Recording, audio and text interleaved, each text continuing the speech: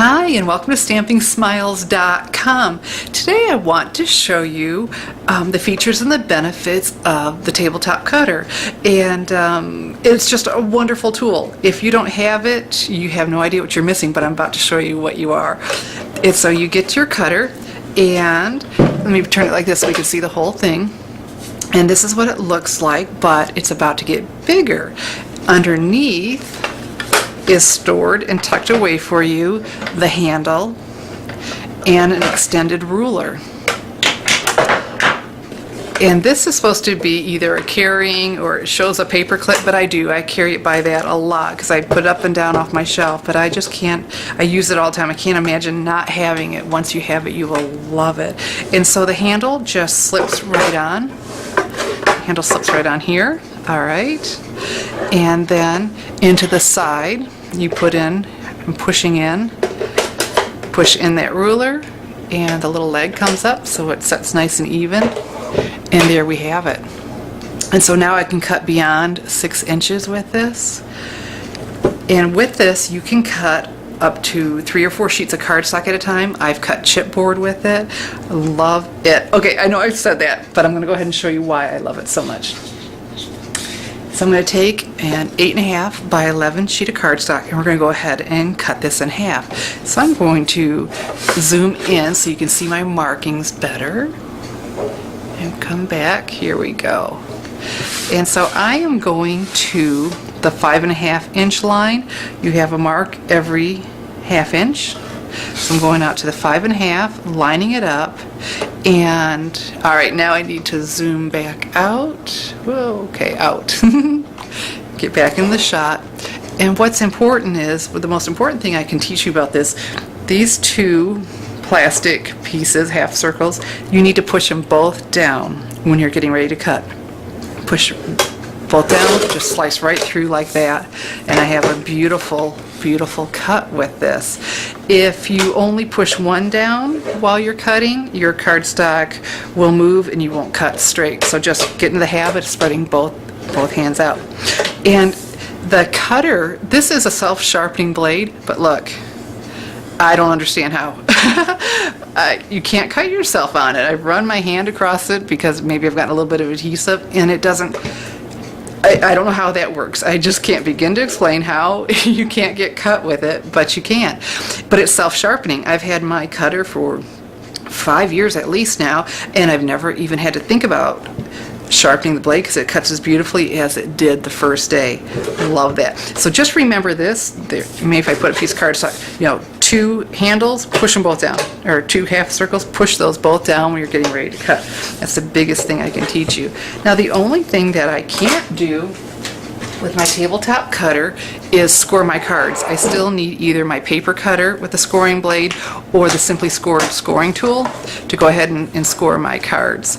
But I want to show you another feature of this tabletop cutter that is my second favorite. So now that I have this scored, and do you know why we do that? We do that because if we don't, the cardstock will be crinkly along, but with a score line, you get a nice fold, nice and professional. And so let me take and finish that. Okay, so even though I have this and it's indispensable, I use it constantly. It's almost always at my side. Once in a while I put it up on the shelf when I'm trying to clean up, but it's always at my side. Love it. And so I'm going to show you another reason why I love this. I'm going to take this designer paper. See, I'm lining this up, making sure, I have to be lined up straight here to get a straight cut, but I have to push down both, slice right through like butter. And then I'm going to go ahead and cut this at 5.5. All right, so let's set this aside for a moment. And I need to adhere this piece, and I'm going to use my snail adhesive that I love. And so I want this piece to go from edge to edge. It's a look that's a lot of fun. And what do you do when you slice too big or sometimes too small? And you can do the paper snips, but sometimes we're just not as straight as we'd like. So all I do is step back over here, put this in my cutter, line that up and just slice off. Look at that. And so I can just slice off the smallest little amounts, and now I have a perfectly straight edge. That is very important to me. And love that. You know, I've done scrapbook pages. We'll just go ahead and do, you know, how you'd maybe do a title border, and you'll have several layers. Just do them all, and then say get it all together, and then I'll trim it up when we're done. And so I've got to show you one more thing that I love about this. I make my own thread because you can cut the smallest little slivers. With a regular cutter, the paper would just fold over, but look, I can cut tiny, tiny, small slivers to make my own thread for my buttons. Here I've got the Twitter painted buttons, and I don't like naked buttons. I don't like buttons that don't have thread in them. But I don't want to run around needing to buy a whole bunch of DMC floss, because with my tabletop cutter, I don't need to.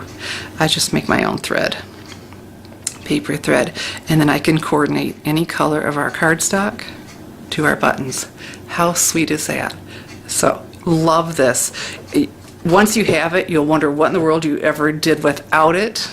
I cannot recommend highly enough that you step out and get one of those. And of course, you're welcome to go to my online store and order one now. It's the Tabletop Paper Cutter. You won't regret it. And you just remember these tips that I shared with you. You hold down both of these at one time and slice through like butter. And you don't have to worry about the kids getting hurt, because it just, I don't know, like I said, don't get it, but love it, love it, love it. Cannot recommend it highly enough. So I hope you will get one of these so you can enjoy your scrapbooking and card making so much more. Thanks for watching.